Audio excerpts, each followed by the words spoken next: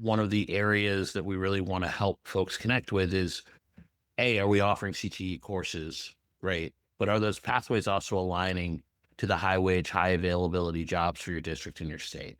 Being able to keep that talent in state, is usually a huge priority for folks. And the reality is sometimes we actually find ourselves offering pathways that don't even align to really the job needs that are available. I know this is one area that Kirk, you all spent a lot of time talking about, and we're looking at your data here. What kind of jumped out at off the page for you, and how did this help change your CTE conversation? Well, let me begin by saying, like, people are now, to your point, Matt, seeing some examples of what this generates. And I mean, this is just the tip of the iceberg. But we saw exactly what you just said. Our most popular pathways are not aligned with what produces higher income jobs, that sort of stuff.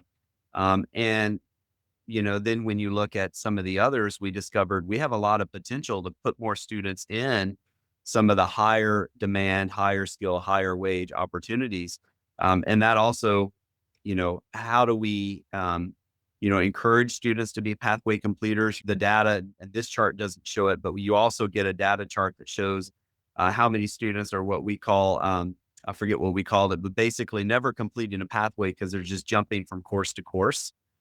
And so they're Yeah, experiencing a dabblers. lot. They're Yes, thank dabblers. you. They're experiencing a lot, dabbling, but they're not, it's not helping them overall in their long-term journey. So this data led us to some changes in our middle school that we're implementing this next year on some career exploration opportunities that through a class and some lab experiences that we hadn't had before.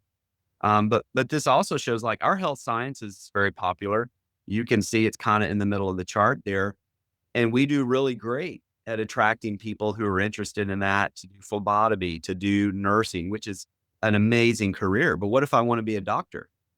What if I want to have advanced sciences? That pathway doesn't currently have physics and chemistry and other things attached to it. Those are some easy things we can do. And then suddenly that pathway becomes an opportunity for somebody that wants to be a surgeon, all the way to someone that wants to be a certified nurse assistant.